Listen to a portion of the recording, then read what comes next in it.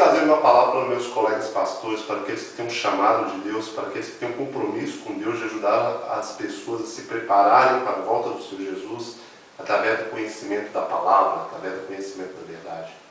É muito importante que nós venhamos ter a consciência de que é necessário nos aprofundarmos cada vez mais na palavra de Deus para podermos cumprir a nossa missão.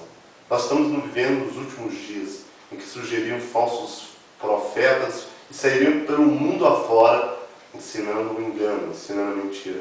Mas a palavra de Deus também nos ensina que a árvore será conhecida pelo seu fruto.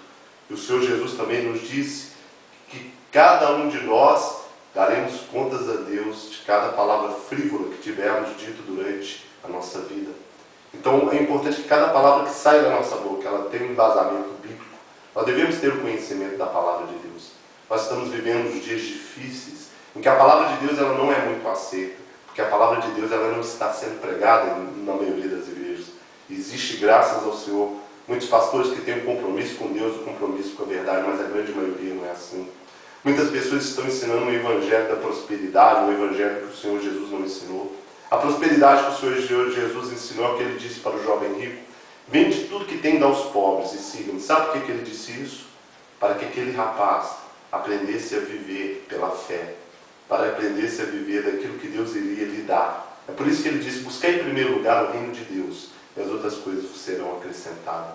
A partir do momento que temos um compromisso com Deus, que colocamos a Deus como prioridade na nossa vida, Deus irá cumprir na nossa vida a sua palavra. Aquilo que nós necessitamos, Ele irá nos dar gradativamente, sem que precisamos procurar isso desesperadamente. Nós devemos procurar a salvação de almas.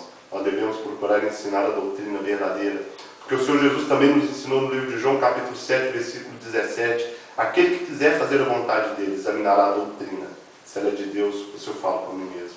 A doutrina verdadeira ela não está sendo ensinada.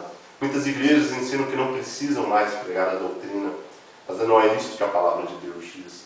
É importante nós termos essa sabedoria, esse compromisso com Deus. Os mandamentos de Deus estão sendo esquecidos. E a palavra de Deus nos diz no livro de Apocalipse: aqui está a perseverança dos santos, aqueles que guardam os mandamentos de Deus e a fé em Jesus. Principalmente o quarto mandamento, o qual Deus mandou que fosse lembrado, está sendo esquecido, está sendo negligenciado. Nós temos que ter um compromisso com a palavra. Não importa a perda que nós tenhamos, não importa se iremos desagradar milhões de pessoas, não importa se iremos na contramão de tudo isso que está aí, mas foi para isso que nós fomos chamados. Nós devemos lembrar que os grandes homens de Deus fizeram a vontade de Deus, independentemente das consequências do seu tempo. Noé, durante muitos e muitos anos, pregou aquela geração e ninguém ouviu a palavra.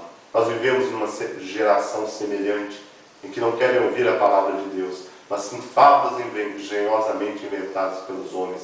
Mas ela não deve ser dita pelos pastores de Deus. O Senhor Deus, Ele nos ensina aqui no livro de Jeremias, capítulo 3, versículo 15, como pastorear a sua igreja.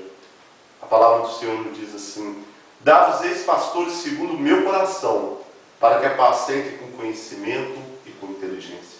Vamos buscar a Deus o conhecimento da sua palavra, o conhecimento verdadeiro, não o que as religiões trazem, mas o conhecimento bíblico, real e verdadeiro, e que está na contramão de tudo isso que nós estamos vendo aí. Vamos pedir a Deus inteligência para poder trabalhar e alcançarmos o propósito de Deus na nossa vida. Agindo assim, com toda certeza, teremos a aprovação do Senhor e teremos cumprido a nossa missão. Pense nisso. Que Deus te abençoe poderosamente. Em nome do Senhor Jesus.